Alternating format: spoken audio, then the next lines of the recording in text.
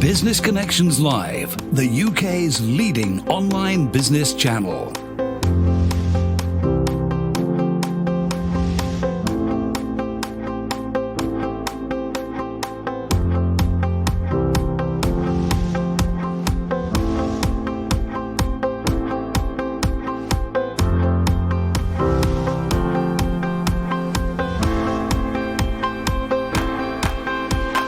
This is Business Connections Live with Steve Hyland. Hello and welcome to Business Connections Live, the program for entrepreneurs, SMEs and business owners. Now, today's show, we're going to be discussing the latest on how to breathe through burnout. We've all suffered it, perhaps, maybe in our lives, particularly in our business lives. You think, you get employed to do a 40-hour week and you find yourself doing an 80-hour week. And you just find yourself, your body just collapses under strain. Mentally, you suffer under that. And you just go through the whole stages of burnout. But what does it really mean? And is there a way that you could combat against it? Can you make certain that it doesn't affect you? And if it does affect you, what could well be the consequences? What are the warnings? Well, joining me in the studio today is Sarah Ross. She's the UK's #1 burnout expert. Sarah, it is lovely to have you on the program. I suppose I kind of, in a sentence, I kind of said what burnout is, but if somebody was to come to you today and say, explain to me a little bit about burnout, what does it mean and what are the symptoms, what are the signs, what would you say to them? I think the biggest symptom is that people withdraw from life. They start to close off to their friends, their family, socially, and then there's all the other little triggers that individually we might not think about. So I'm not sleeping properly, I'm not eating properly, I'm always grabbing coffee, energy foods, junk food. But together they are having an impact on your body. Is there one thing, do you think, in somebody's life that will allow them to identify it themselves, or do we actually slip into it? I once remember seeing a discussion about the whole psychology around this, and we seem to operate, if you're looking at a curve, we seem to operate up here for most of the time, but it's nearly like a helter-skelter ride into depression and into burnout. It's very quick, it's very sudden, and it can be very, very deep. Do you think that's true? I wouldn't necessarily say it's sudden, it's something that builds up. It's the body's inability to deal with stress. The body is starting to produce stress hormones. The body is then flooded with cortisol and then can't produce the hormones that you need when you smile, when you laugh, because you're just not in a very positive place. And the impact of always being in cortisol or having that stress hormone in your body is that your body stops healing and it stops healing itself. So it's always in that fight or flight mode. Now, genetically, we haven't changed much since we were cavemen. We had that fight, flight or freeze mode. If you froze, you got eaten. If you were the fastest runner, you got away, or you just stood there and hoped that the woolly mammoth ran past you. That reaction that comes with, your body pumping adrenaline, getting you ready to run, was supposed to be for sprints, was supposed to be to get us to safety quickly. And the problem with stress and burnout and depression is that we're now trying to use that reaction to actually last for a marathon.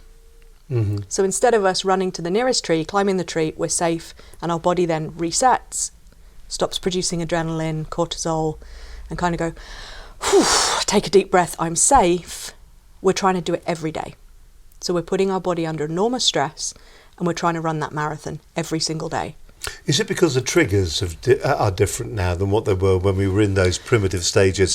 So then you can understand it. Something comes along and it wants to eat you, you're going to run away from it. Yeah. But today it seems that reactions from other people, our workplaces can do it to us. And it seems that it's just not conducive, is it, to being in a position where you can run away. You've just got to sit through it. And you see, I suppose this is the bouncy leg syndrome, isn't it? So you go into offices, you see people's legs bouncing all over the place, and really what they're under terrific stress, but not realising it or thinking that it's the norm. Yeah, and I think our social media culture, our continually being connected culture, has a lot to answer for the increase in mental health issues, in burnout, in that we are continually connected.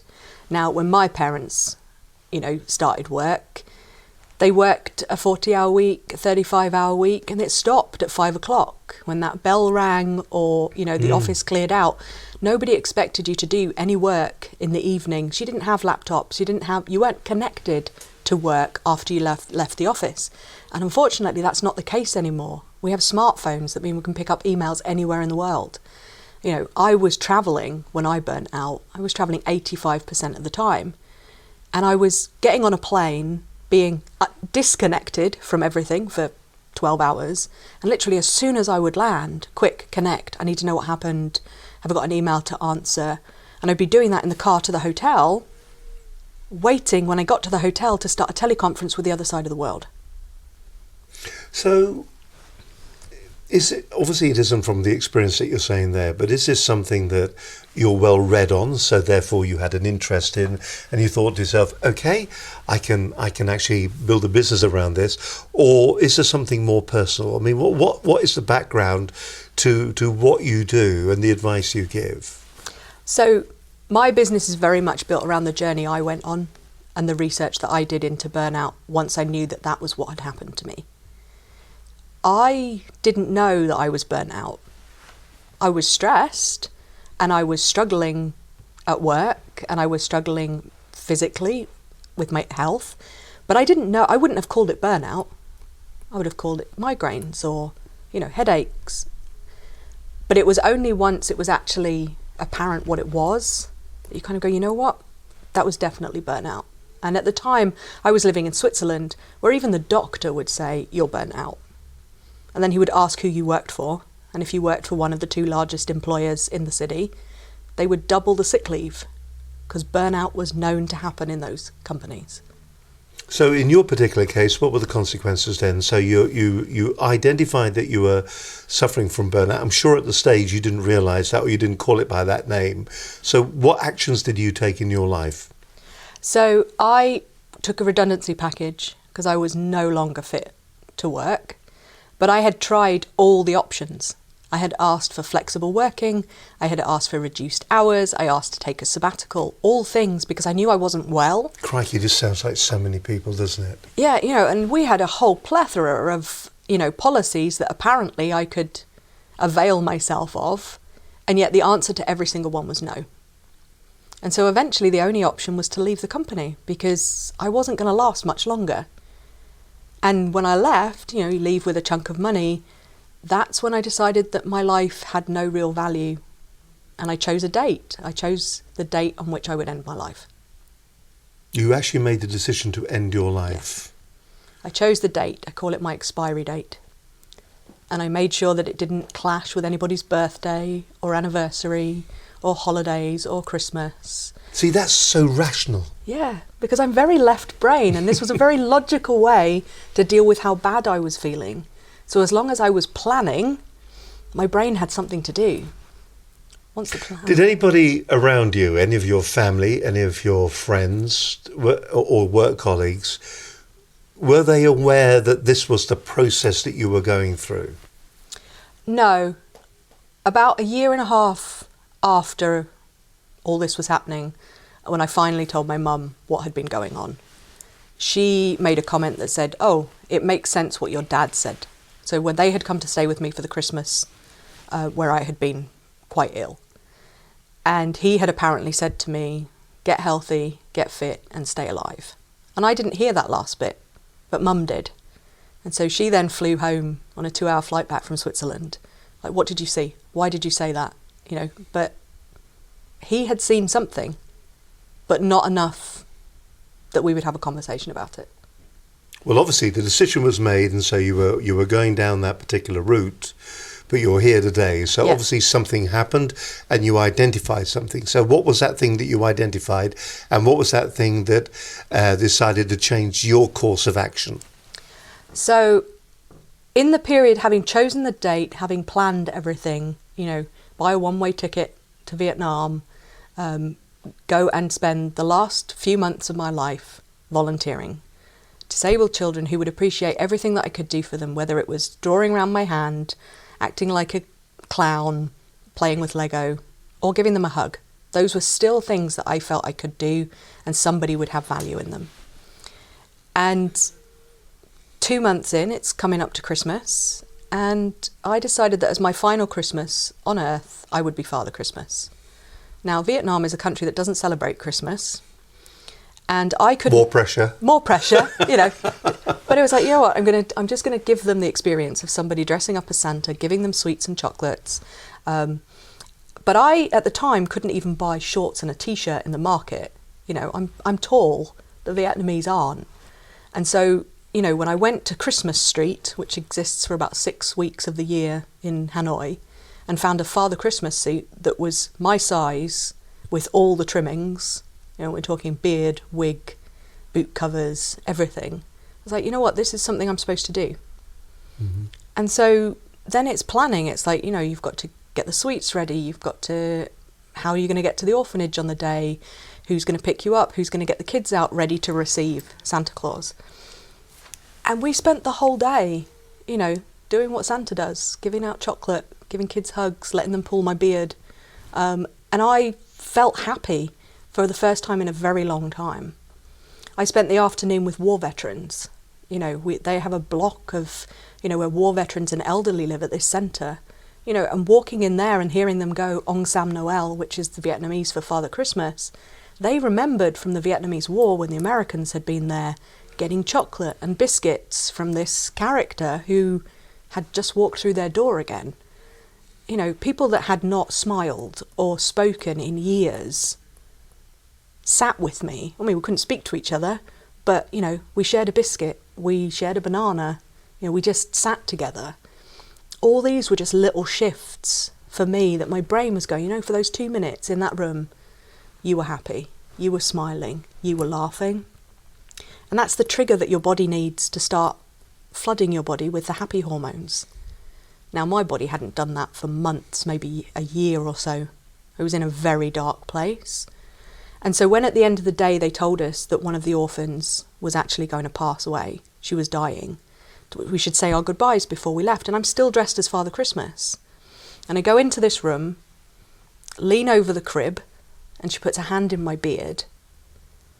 And I watched her breathe. That's all it was. And you realise there's this 4-year-old who's got like 2 hours left. And she's fighting for every single breath. And she was abandoned because she was sick. She's deathly ill. She has no family. She would never have been educated because she was disabled. And in comparison, I have everything she could ever want. And that moment was, I started to breathe. I took a deep breath. And that's when it changed. I found my reason to breathe in that moment. And that's now what I help other people to do. So are you in a similar situation yourself? Are you feeling that you are maybe drowning in the pressure of work, the pressure of life around you at the moment? Have you forgotten to breathe, perhaps? There's some more from Sarah Ross, who is my guest on today's programme here on this edition of Business Connections Live. Sarah, more from you in just a moment. Just a really fascinating story. You're watching Business Connections Live. Great to have your company as always. Here we are. We're on LinkedIn. By the way, if you have a question for Sarah, we are live right now. It is Monday lunchtime. So if you're watching on catch up, perhaps at the moment, maybe you're watching on LinkedIn, on a rerun of the program, or on YouTube, or on Facebook, or wherever you're actually watching this program right now. But if you're watching it live and you have a question for Sarah, please be our guest. Go on to our LinkedIn Live. In fact, you'll find it there, and you can join us on the program by putting your questions to Sarah and seeing if she's got any answers for you. Perhaps you're finding yourself in a similar situation. More from Sarah in just a few moments' time on this edition of the programme. Let's go back a couple of weeks when we were talking to Michael Dodd.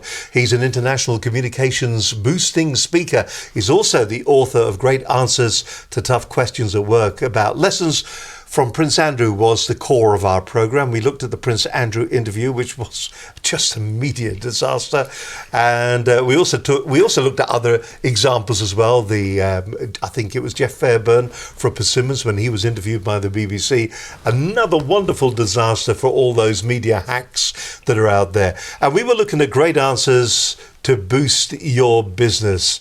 It was a fascinating show. Michael Dodd, he is a man that's got a lot of content, a lot of information. And just to give you a bit of some of the highlights from the program, here's Michael Dodd on Business Connections Live.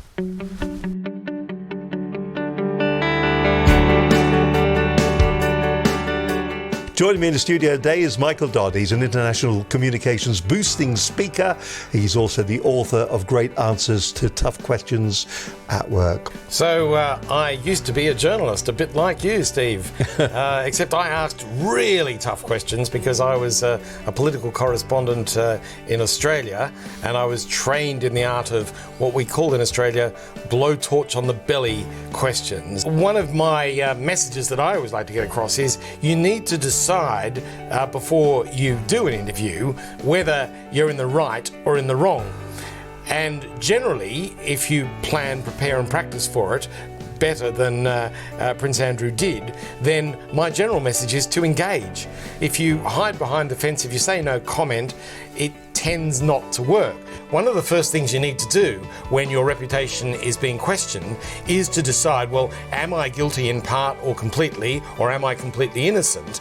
And either way, whichever one it is, then you need to have a message which goes beyond the questions. And in his case, he should have been saying, I've got made some terrible mistakes. Bring up a couple of friends and say, well, if you had the opportunity to talk to me in this particular media situation, what would you really want to know?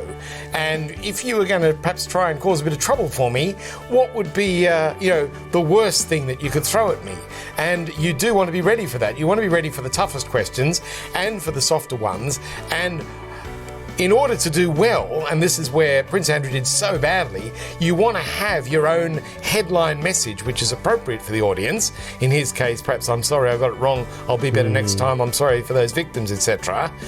And you want to typically have a few sub-messages as well. First thing you do is say why you can't answer it, or why you won't answer it.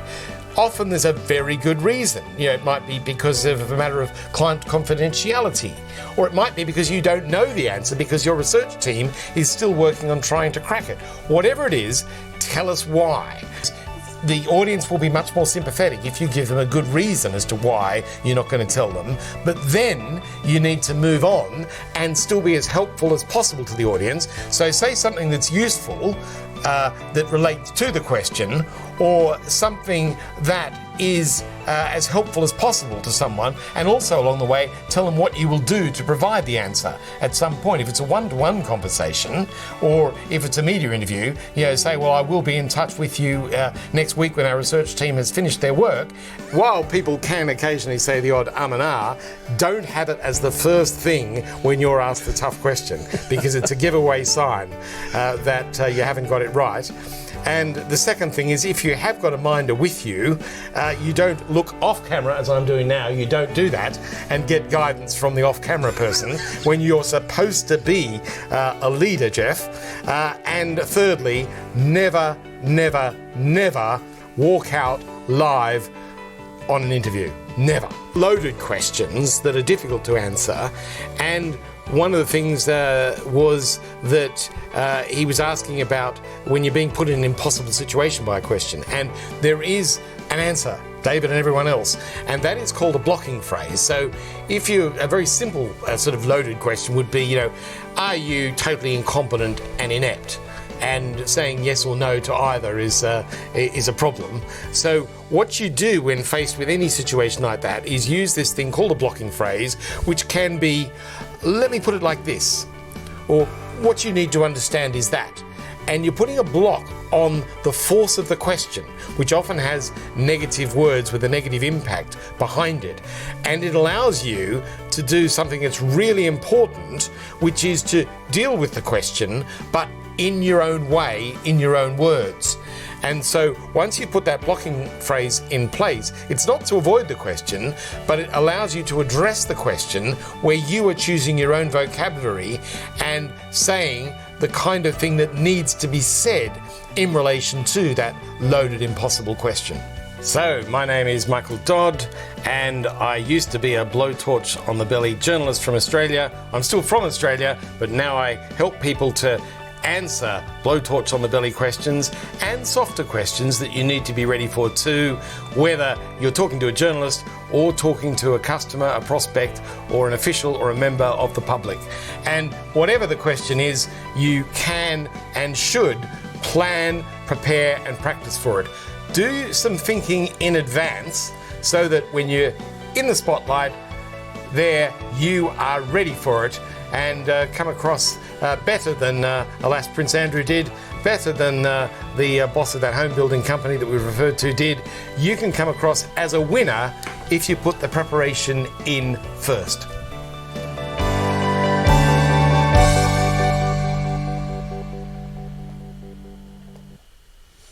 Absolutely fascinating program there with Michael Dodd, looking at those questions, those blowtorch questions on the belly button, which sounds very, very uncomfortable.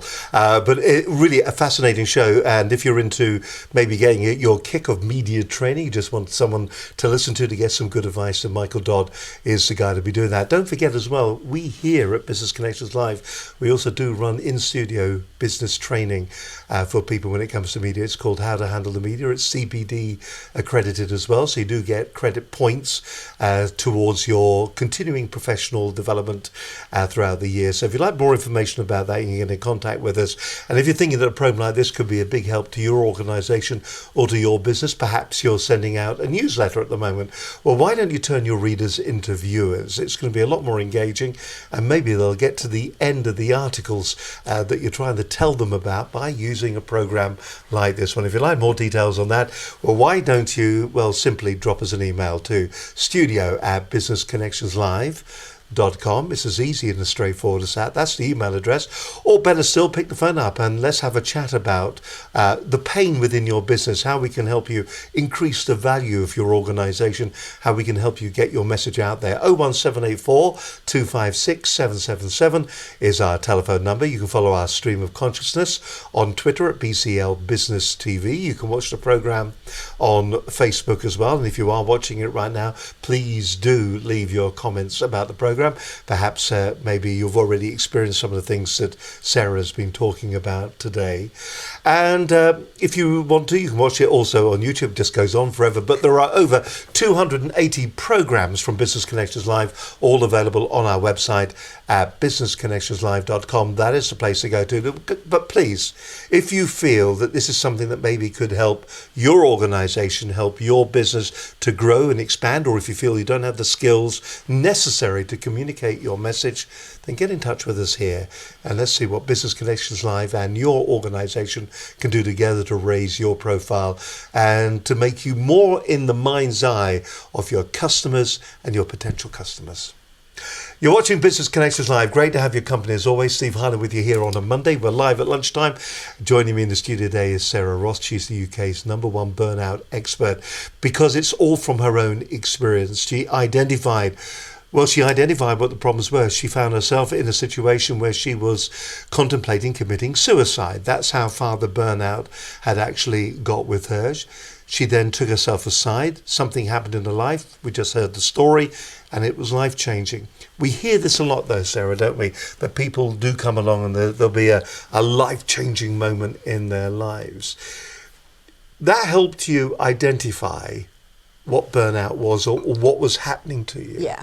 How does somebody else do that? Because we're all a bit tough on the outside. We're tough cookies on the outside and we're soft and squidgy on the inside. And so a lot of people will go, well, it's just life. And they won't realise that that isn't life. That's putting yourself through torture. So how do you identify it?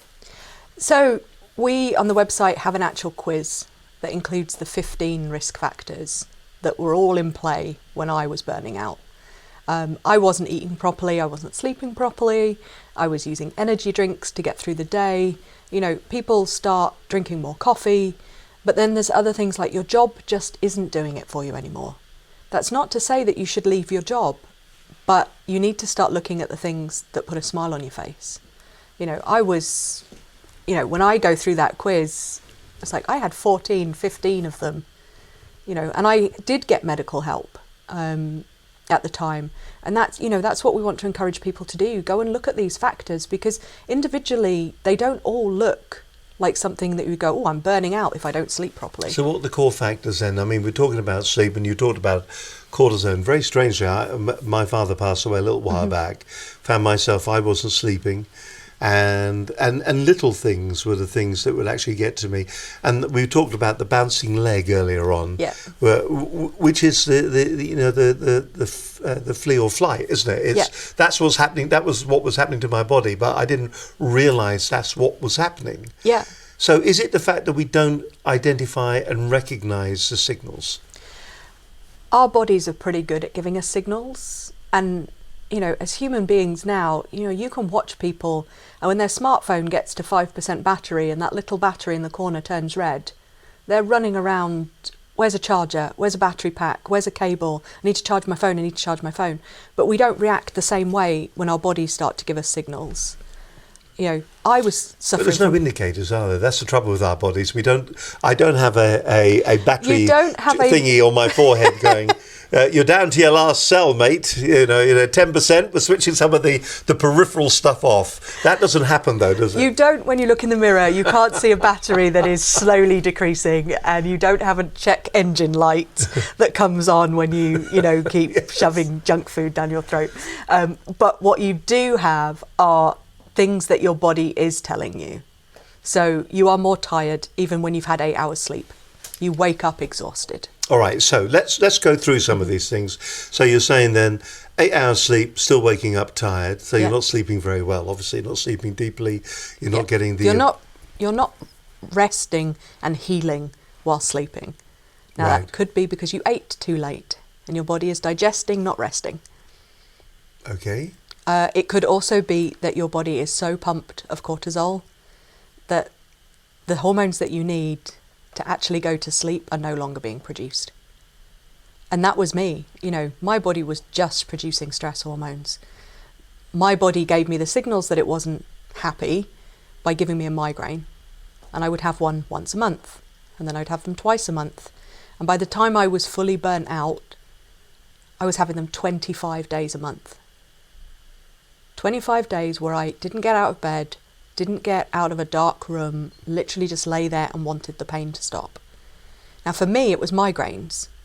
Other people, it'll be that cold that just doesn't go away.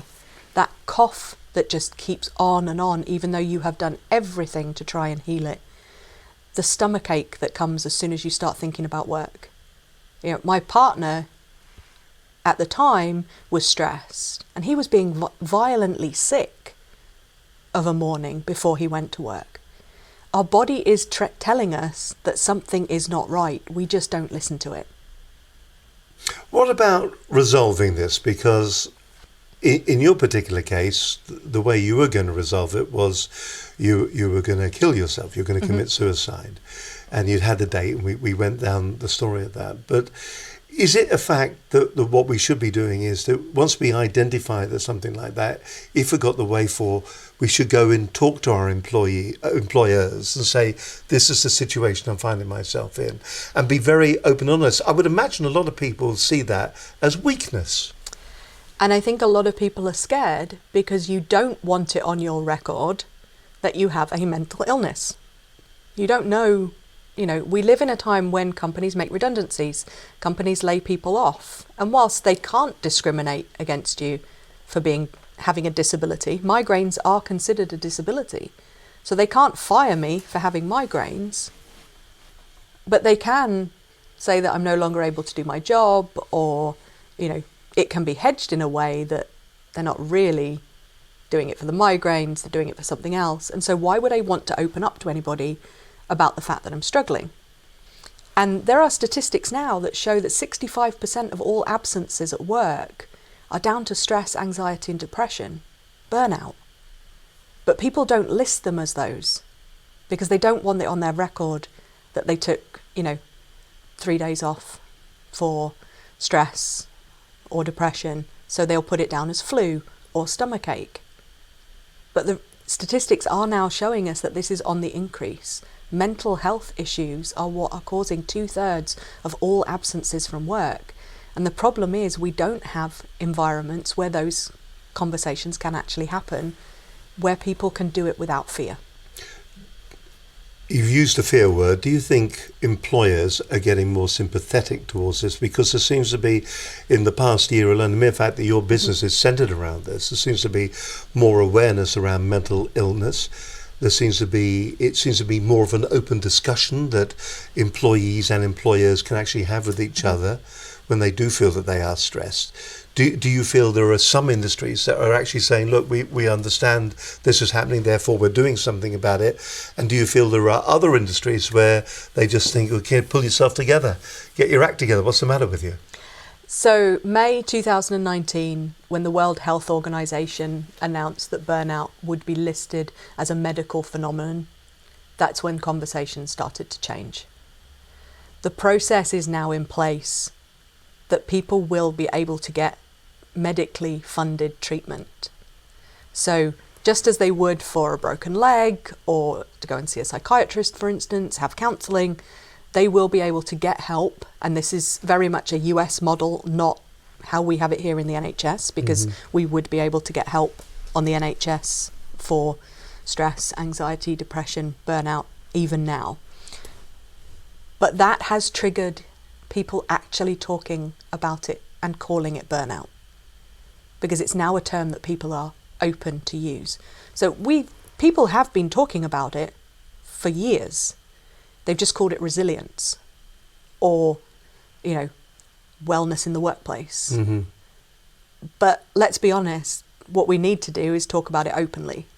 People are burning out because we are not looking after them properly, and we are not giving them opportunities to actually talk about what they're struggling with. You don't want to be the person at work that says, I'm sorry, I can't take on any more projects. I've already got enough. Because you know what happens down the line. You won't be invited onto any more projects. You slowly don't progress in the company anymore. The people that are getting promoted are the ones that are probably most likely to burn out. The forms, the ways to resolve this, obviously one way to resolve it is to identify it and then do something about it in the way that you've done something positive about it. But some people would feel that the other way of resolving it is to go to the doctor, expect some form of drugs or whatever that's going to help them to get through this, and that they'll see it more as even though mental illness is a physical illness, they'll see it more as a kind of a traditional physical illness and expect drugs. Give me some antibiotics. I think I've got burnout. It's that kind of approach. Do you think that is a way that people sometimes do approach it? I think there is a lack of understanding around what burnout really is doing to somebody versus depression. The signs of depression are all there when you're burning out. You're not feeling yourself. I was depressed and burnt out. But taking antidepressants would have made me feel better. But it wouldn't have addressed the fact that I didn't want to travel anymore. I didn't want to, engage with people. I would have been happy, and I probably would have started doubting whether I wanted to go for dinner with my friends or go out on a social occasion. But it was all false because my body was being flooded by an artificial hormone, which was making me feel better. But our bodies are designed to actually do that themselves. So whilst I'm not advocating that nobody should take antidepressants, there are people for whom that is absolutely the right course of action, and they need the medical treatment and guidance to actually come out of horrible situations that they find themselves in. For burnout, there are so many things that you can do before you need to go to the pharmacy and get jars of pills. Listen, more to come from Sarah Ross in today's program. What we've still got to talk about, Sarah, and I'll give you a few moments to...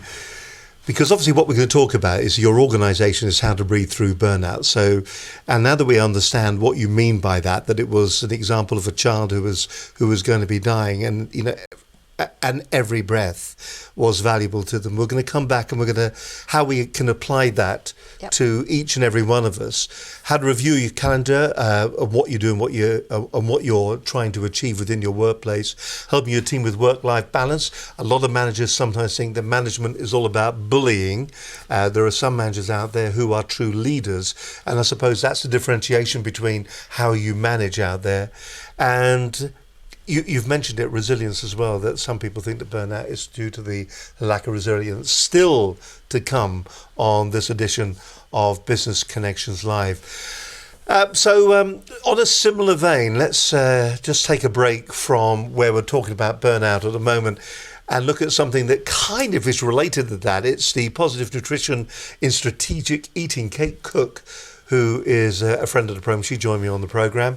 Positive nutrition, what is it and how can it be put to apply to your workplace? Kate Cook, a nutrition and wellness expert, author and keynote speaker, discussed strategic eating, showing you how to have a blueprint and a map of the food landscape so that you know how to navigate it with confidence. Kate delivers a down-to-earth, no-nonsense approach to eating well. And eating well, making certain, I mean, this is all part of the same thing, isn't it? Strangely, I said to you earlier on, what did you have for breakfast? You said an energy bar, which doesn't sound like the best meal in the whole world, but it's what Sarah had this morning. Kate Cook's got a lovely approach to it as well. She says, look, here's the kind of things you should be thinking about, you should be eating. This kind of food is going to give you the energy, it's going to give you the resilience that you need to give you the energy to get through the day. And I remember asking her on the program when she was on, I said, so what do you say to people that go, yeah, whatever, I have an energy bar for breakfast? She goes, truly, that is your choice. Here is the information. Do with it as you wish. My job is to give you the information. My job is not to bully you into taking the actions, which I thought was actually a great and very refreshing approach that you sometimes, because many of these experts stand on stage or they pontificate to you, do as I do. What she's saying is, look, this is what I suggest you do. If you don't do it, then it's down to you. But here is the best advice that I can give. But some of the key takeaways from the program. Here's Kate Cook. Hello, my name is Kate Cook and I'm a corporate nutritionist, which means that I go into businesses and I try and empower people to look at nutrition as the foundation for health and productivity in the workplace. So the three things I would say is to get vibrant energy. Number one, balance your blood sugar. We talked about that today on the program, but that means avoiding sweet, fluffy and white things and going for things that are thick, so that's dense, fibrous, protein and the so-called good fats. So if you do that and you make those choices, you automatically will balance the blood sugar. The second thing you need to do is that you need to eat your breakfast. And the breakfast I'd like you to try is something different. Don't go for commercial cereals because they're usually full of sugar. So go for something like eggs, sardines, rye toast. Be different. So you're looking for, remember, thick, fibrous protein and fat. Be creative on that. So you might have nut butters like cashew nut butters on rye toast. Yum. So try something really different. When you've got the blood sugar balance, you will see that almost in a day that will change your entire energy.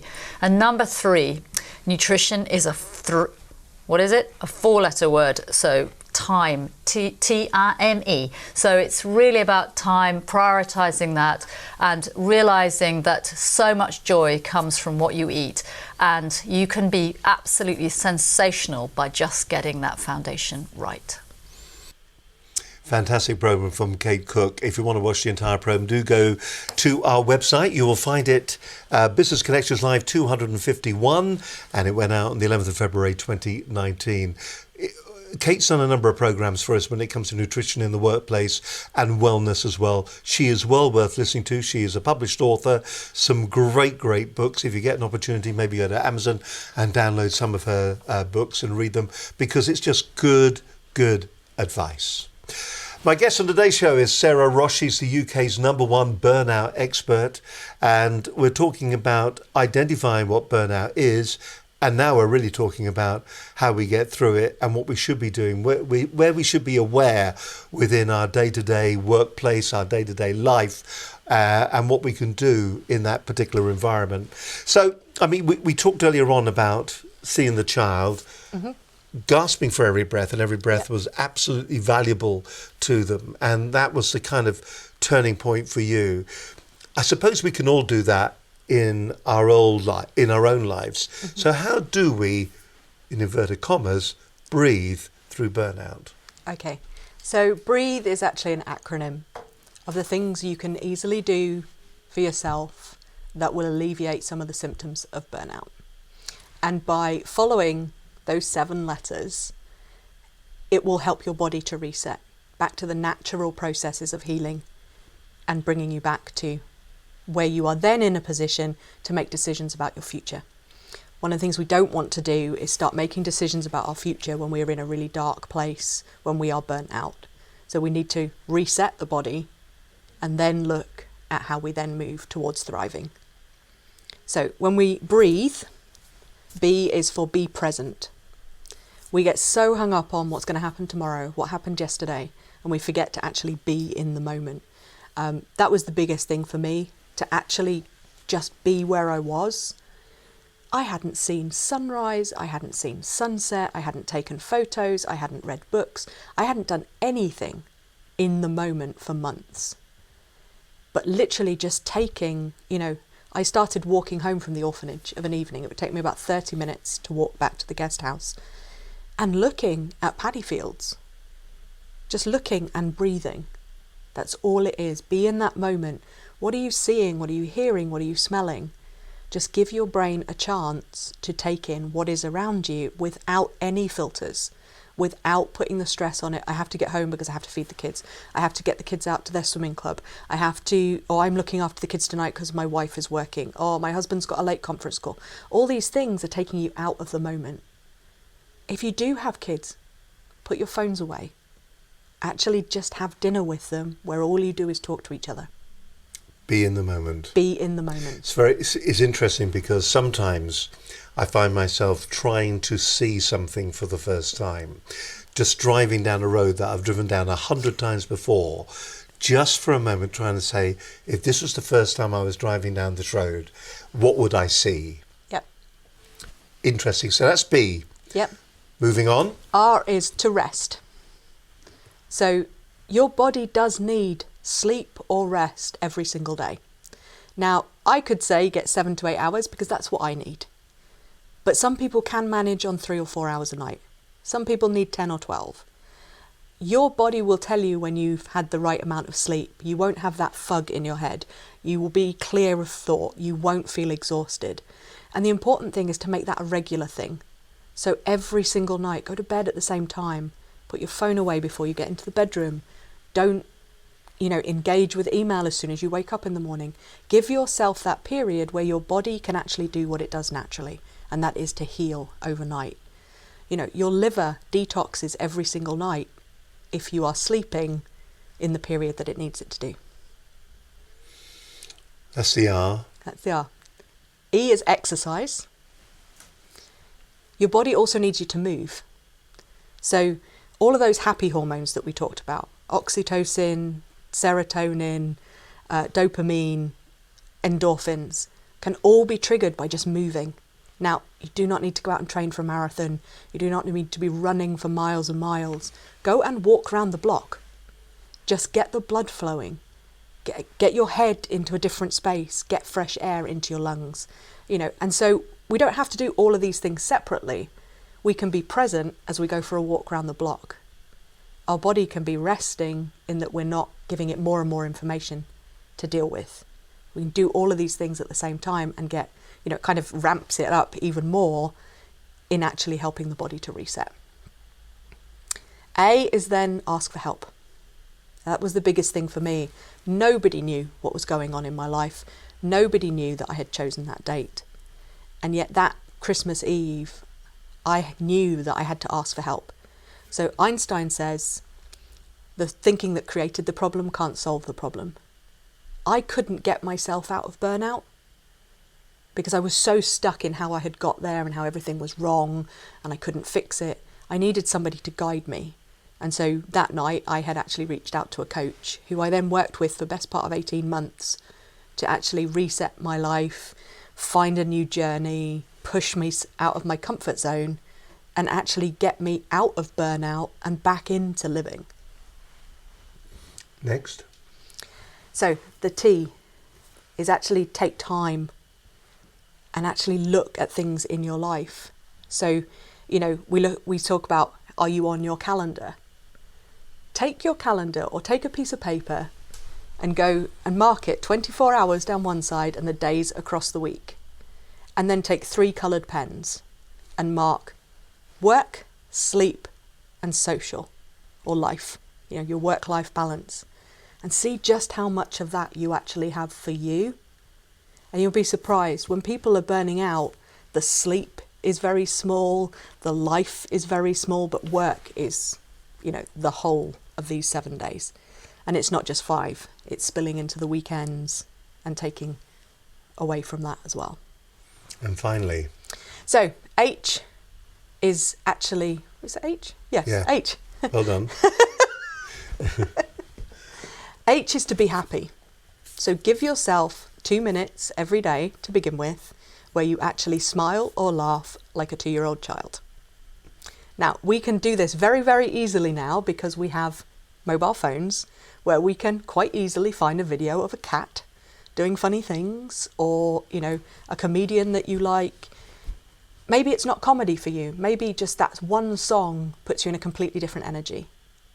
Do it. For 2 minutes, just let your body, let your hormones start triggering themselves, and then start to build on it.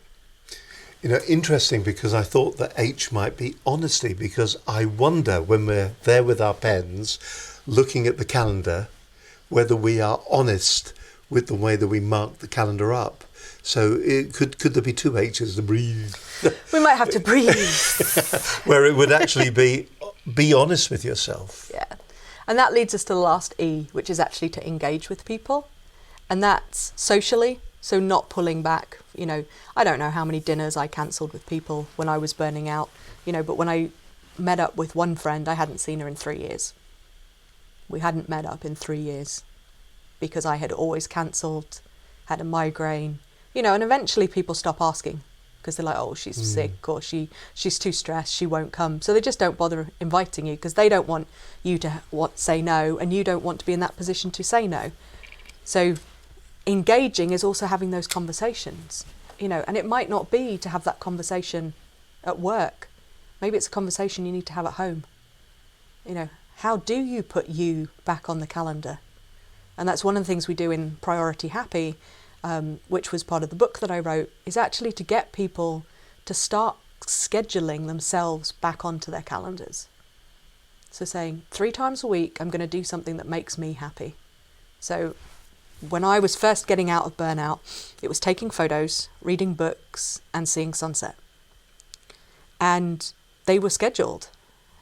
I would take an hour every day to read a book. I might have my camera with me all the time. Well, my camera had been in the bag for best part of 9 months before that Christmas day. I saw a lot of sunsets. I took a lot of photographs of sunsets. But all those things happened because I actually made time for them. So it's about prioritizing yourself as well as everything you do for work. Okay, so that's what we can do for ourselves. There are people who, they say, thrive under that kind of pressure, and they love it.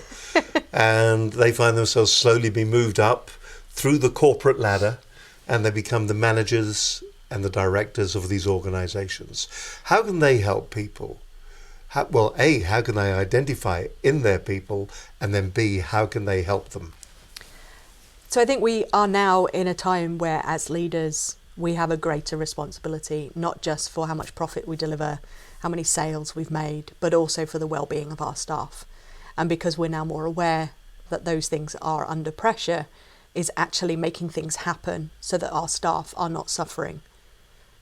Profit is great, but not if it's at the cost of somebody's life or somebody's family. And so as leaders, we need to be having these conversations. So whereas, you and I can breathe through burnout, there's no reason why you can't breathe with your team. Go through those exercises, encourage people to at least a couple of nights a week finish at a reasonable hour. You see these meetings where you say, okay, if we just all stay 1 more hour, we can get this finished. And 9 out of 10 people are happy with that. But what about that one person who's supposed to pick their child up from school or go to a recital or even coach a football team? For them, that may be their one outlet that week. But they're not going to say, no, I can't do it in front of that team. They'll just go along with it. Do you know, and I've seen this in organisations where what will happen is that the team feel it's It's the group of the team, the group. So for one person who wants to leave, they all maybe want to leave, but one stays, so they feel they must stay, and then it just becomes the culture. It's And a all of a group sudden, thing. instead of going home at 5:30, they're all going home at 7 o'clock. Yeah. It was interesting. The one, what was the middle one? You recycle, that they may want to go do recycle. Was that- A recital. A recycle. As in a dance. I thought recycle. What's that all about there? Recycle. Got to get down the recycling plant. I've got to get my tins and cans down there and sort the paper out as well. That, for some people, might be the best possible evening they could have, where they're just sorting their newspapers into the right there boxes. we go. As if I just looked a little bit quizzical, a little bit puzzled there just for a moment, then you know why. My guest on today's show is Sarah Ross. She is the UK's #1 burnout expert. In just a moment, she's going to tell you how she can maybe help your organisation as well if you feel that you're in that circumstance. What's interesting is it's few and far between. I think a lot of organisations these days, they are paying lip service to the mental well-being of their staff, and they will have programs, and HR will sort something out, and there'll be something here, there and there and everywhere. I must admit, there is one organisation that we work with who have actually taken this to the nth degree, and it isn't lip service. They are genuinely concerned about the well-being of their staff. They have put training together for them. It is online. It's something that has become nearly measurable within their organisation, because it is so important to them that the mental well-being of their staff are really, really, really in a good place.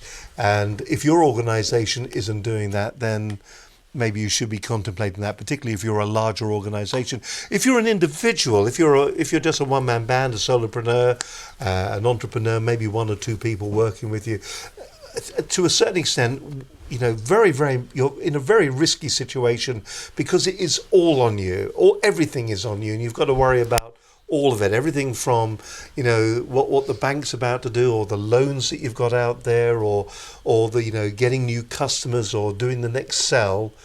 That too can be extremely worrying, and what you've got to do is identify some of these symptoms in yourself so that you don't burn out, because the moment, I suppose, you start going down this burnout route, you become less efficient, don't you? Mm-hmm. You've got to be very, very careful. More from Sarah then in just a few moments' time. We're really into the last few moments of the programme. Don't forget, if you're enjoying today's programme, we're live each and every week. You could be a guest on the programme if you wish. Just go to our website at businessconnectionslive.com and have a look to see how you can be a guest on the show. We'd love you to be on the programme. We're also now inviting people, if they wish, and if they can't make it to the studios, which are just to the west of London, we're just near Shepperton, where our studios are. You can actually now Zoom in and Skype in, but it is so much better to be here in the flesh. So maybe the thing to do is do your first programme in the studio, and then subsequent programmes you can do remotely from your home. And then, of course, you can also share screens. You can give different examples of what you're all about as well. But get in touch with us here at Business Connections Live, 01784 256 777, the telephone number, or email us at studio@businessconnectionslive.com.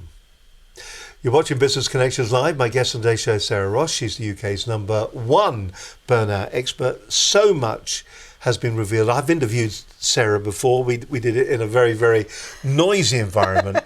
And it was funny, even when I walked away from that, I wasn't really certain. I mean, it was interesting, and I thought, here's somebody else that's read all the books and delivers the message, but has no personal expertise or experience. And obviously today, what has come over, that you do have the personal expertise and experience. You know what you're talking about, and I like that. So, how can you help companies? I mean, what do you offer them? What do you do? Do you go in and just stand up there and go, by the way, what I'm going to do is reveal something you all know?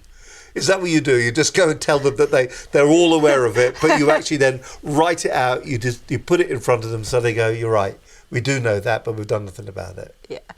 So I can speak at company events. I will tell my story and just give people that light bulb moment about whether, have they been there? Have they burnt out?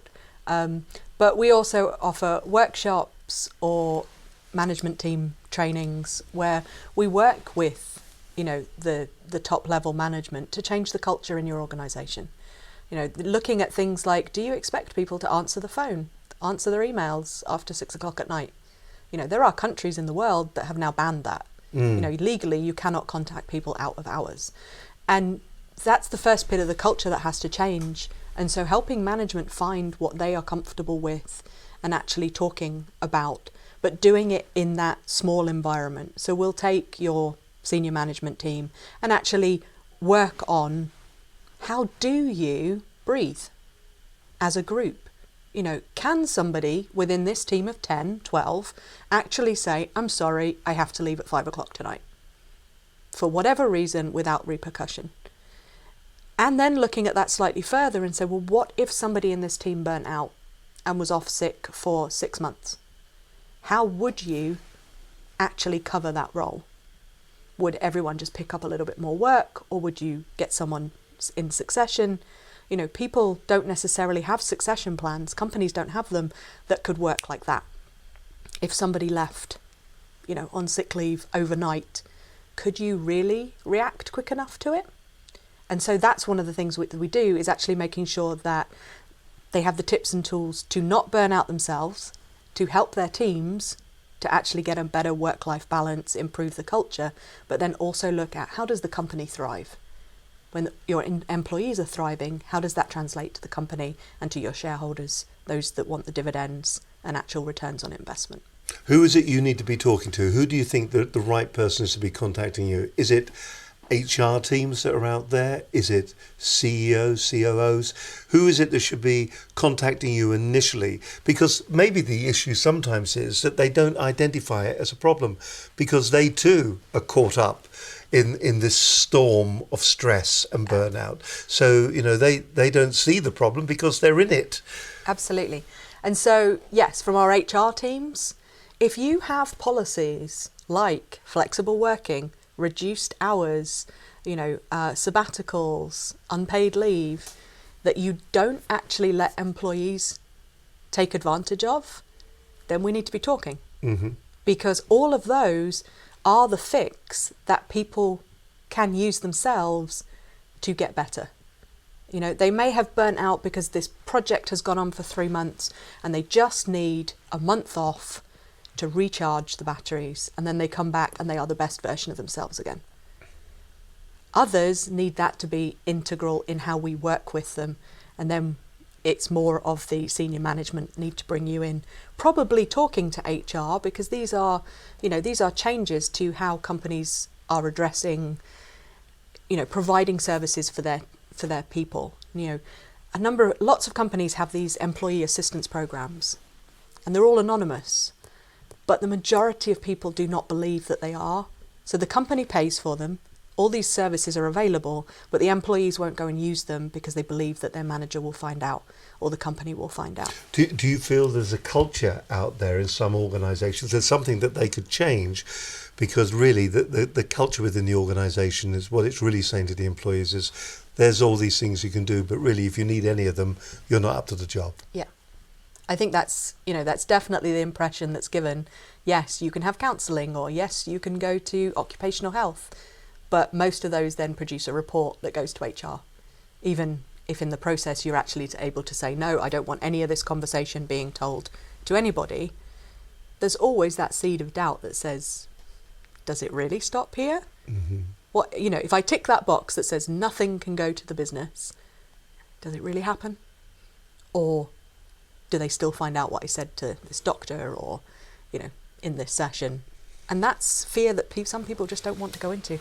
When you go into businesses, no names, no pack drill, but when you go into businesses, what's the most common thing you find yourself saying to them?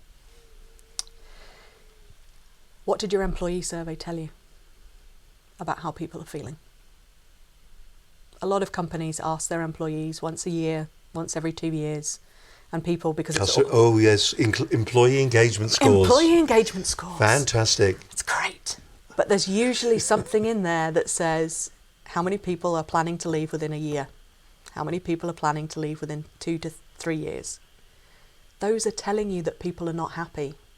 Now, because your survey is usually anonymous, you can't really do anything about it, but it's actually drilling down and saying, If people aren't being paid enough, if people aren't being paid well for where they live, those are all things that are impacting them with stress outside of their job. So how can you make their day-to-day life less stressful? And if you can address that for them in the workplace, then actually meaning that, they can actually enjoy their time at home. They're not worrying about work. All of these reduce the impact of burnout. It's been a fascinating hour. I don't know about you, but you think to people that you know personally and you say to yourself, I know people who are in that situation. And that's a real worry. I've had whispers in my ear all the way through the program, because there are moments that you identify that could be you. If it's resonated with you on today's program, well, we hope you found it useful. If it's resonated with you, we hope that maybe you'll take action and do something about it. And if it's resonated with you as a company or business owner, perhaps maybe the thing you should be doing is at the end of this program is getting in contact with Sarah. Because maybe that will be the beginning to resolving an issue that up and maybe till today you didn't realize your organization or your business or you had.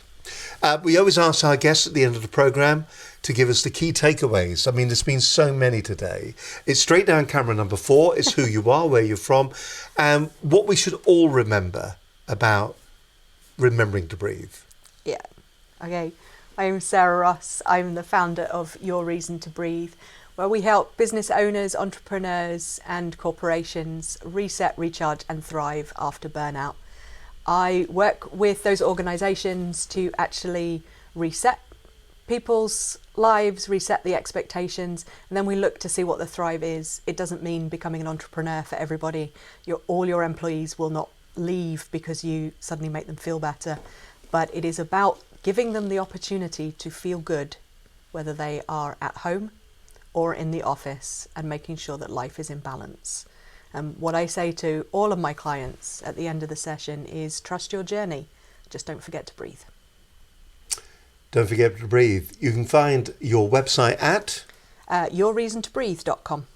yourreasontobreathe.com. Go to the website, find out more. You can also carry out that short survey, that short test that will identify all sorts of different things. It's well worth going to. You'll find it's a pleasant site to be on. It doesn't bombard you. It's got one thing that comes up that says, look, if you want more details, then just fill that in and get more information. Sarah, it's been an absolute pleasure having you on the program. I've really, really enjoyed it.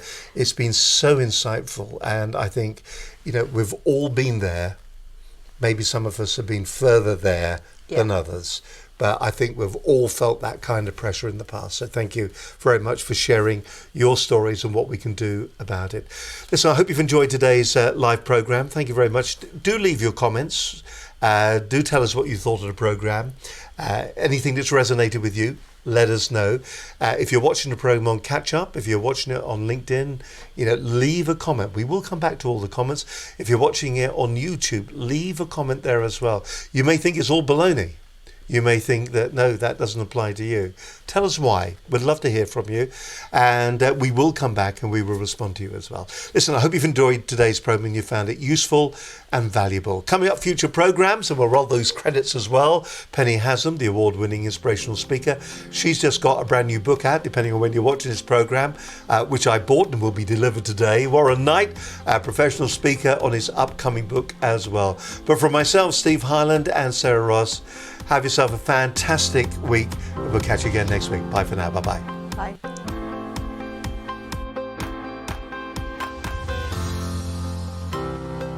Business Connections Live, the UK's leading online business channel.